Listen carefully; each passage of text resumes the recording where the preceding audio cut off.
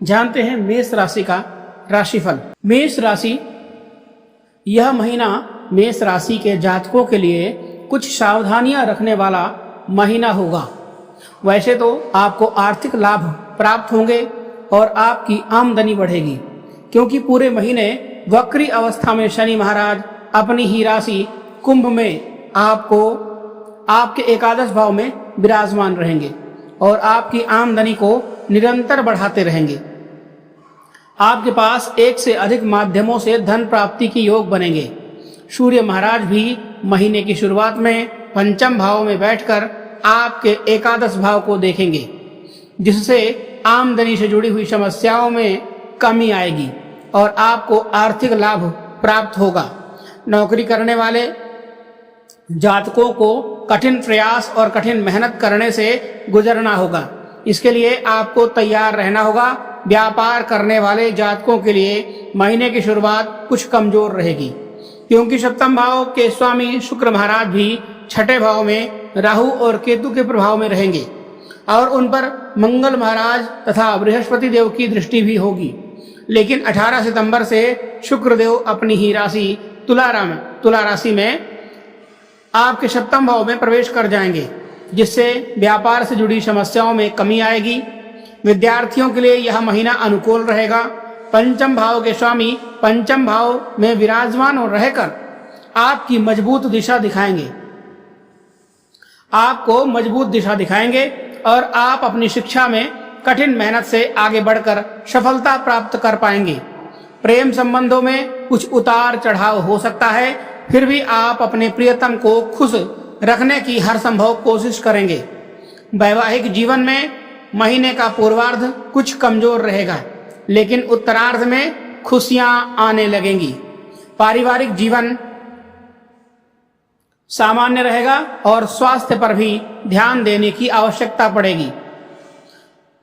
कार्य क्षेत्र, कैरियर की दृष्टि से यह महीना आपके लिए महत्वपूर्ण साबित हो सकता है। फिर भी आपको एक बात के लिए तैयार रहना होगा। दसम भाव के स्वामी शनि महाराज वक्री अवस्था में एकादश भाव में विराजमान हैं और उन पर सूर्य देव की पंचम भाव से पूर्ण दृष्टि रहेगी। इसके परिणाम स्वरूप आपको अपने कार्य क्षेत्र में कठिन चुनौतियों का सामना करना पड़ सकता है और कठिन मेहनत भी करनी पड़ेगी। यह समय बहुत ज्यादा मेहनत का होगा, इसलिए आपको डटकर मेहनत करनी है, तभी आप समस्याओं से बाहर निकल पाएंगे। हालांकि 16 सितंबर से सूर्यदेव कन्या राशि में आपके छठे भाव में चले जाएंगे और तब आपकी नौकरी के लिए और भी अच्छे योग बनने शुरू हो जाएंगे। फिर भी महीने के पूर्वार्ध में सूर्य महाराज शनि से और उत्तरार्ध में राहु के प्रभाव से कुछ हद तक पीड़ित भी हो सकते हैं, इसलिए कार्य क्षेत्र में सावधानी रखनी अपेक्षित होगी। किसी के भी कहे सुनने में ना आए और अपनी तरफ से किसी के भी बारे में ज्यादा बोलने से बचें। कार्य क्षेत्र में सहकर्मियों का व्यवहार आपके लिए मिला जुला रहेगा। कुछ आपकी मदद करेंगे तो कुछ आपकी जड़ें खोदने का काम करेंगे, इसलिए थोड़ी सावधानी रखकर आप इन समस्याओं से बच सकते हैं। यदि आप कोई व्यापार करते हैं तो महीने का पूर्वार्ध कुछ कमजोर रह सकता है। सप्तम भाव के स्वामी शुक्र महाराज छठे भाव में अपनी नीच राशि कन्या में विराजमान रहेंगे। उनके ऊपर मंगल और बृहस्पति की दृष्टि होगी तथा वह केतु के साथ विराजमान होकर पीड़ित अवस्था में होंगे, इसलिए व्यापार में उतार चढ़ाव की स्थितियां बनेंगी। आपकी योजनाओं को फलीभूत होने में समय लगेगा और उनमें कुछ रुकावटें आ सकती हैं। आपके कुछ विरोधी भी सर उठा सकते हैं, इसलिए आपको सावधानी रखनी चाहिए। इस दौरान व्यवसायिक निवेश करने की सोच विकसित होगी, जिसको ध्यान देकर आगे बढ़ना चाहिए। महीने के उत्तरार्ध में 18 सितंबर से शुक्रदेव तुला राशि में आपके सप्तम भाव में आएंगे और पूरे महीने यही बने रहेंगे। इससे व्यापार में उन्नति होगी और कुछ नई योजनाएं शुरू होंगी। पुरानी योजनाओं पर जो विराम लगा हुआ था वह भी अब दूर होगा और वे सभी फिर से चालू हो जाएंगी। इससे आपकी व्यवसाय में गति आएगी और आप आर्थिक रूप से उन्नति करेंगे। आर्थिक स्थिति, यदि आपकी आर्थिक स्थिति को देखा जाए तो यह महीना आर्थिक रूप से आपको खुशियां तो देगा, लेकिन क्योंकि वक्री शनि महाराज अपनी ही राशि कुंभ में एकादश भाव में पूरे महीने विराजमान रहेंगे, जो आपको धन प्राप्ति के लिए दौड़ाते रहेंगे। लेकिन इससे आपकी आमदनी में भी निरंतरता बनी रहेगी।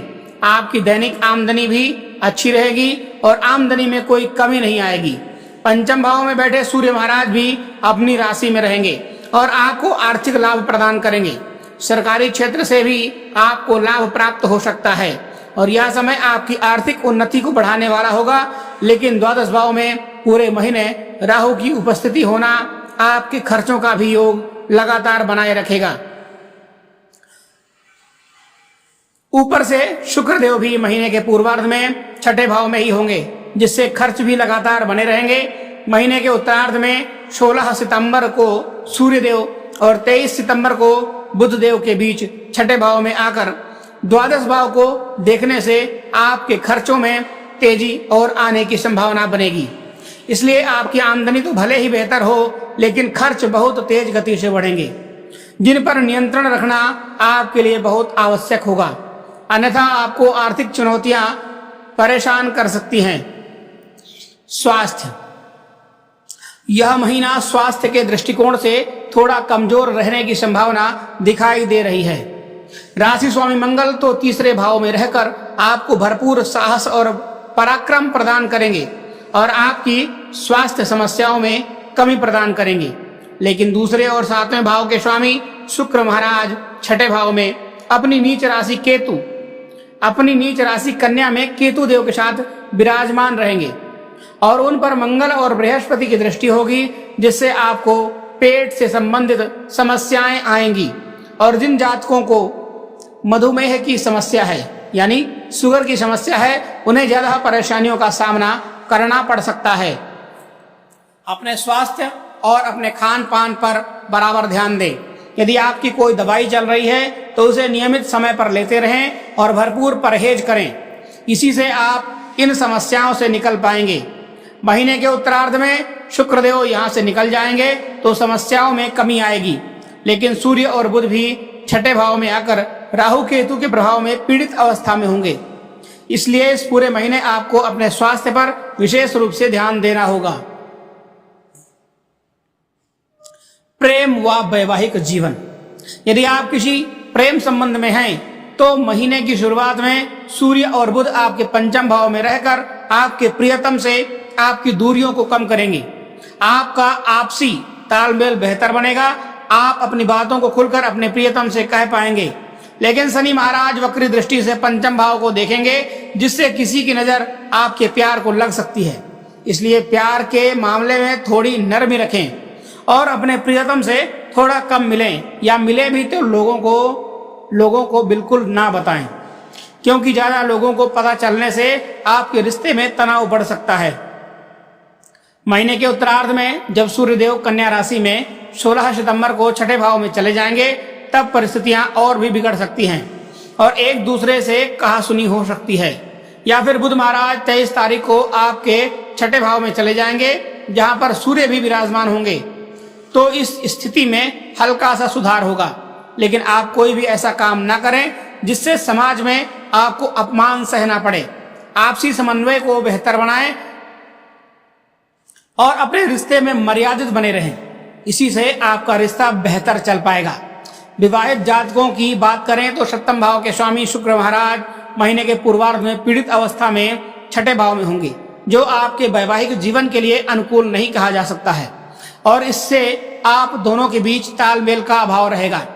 रिश्ते में गर्मा गर्मी बनी रहेगी और एक दूसरे को समझ पाने में भी समस्याएं आएंगी।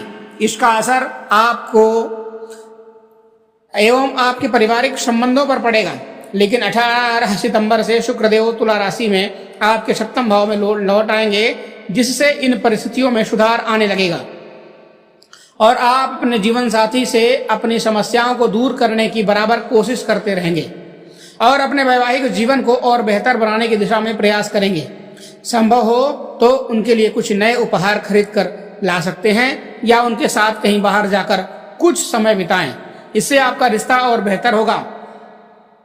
पारिवारिक, यह महीना पारिवारिक तौर पर सामान्य रहने की संभावना दिखाई दे रही है।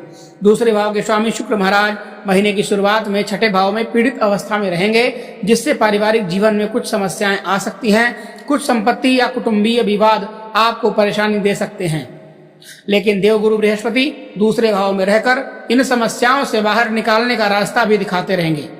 महीने की शुरुआत में पारिवारिक जीवन में थोड़ा तनाव ही रहेगा, लेकिन उत्तरार्ध में चुनौतियां कम होंगी और स्थितियों में सुधार आने लगेगा।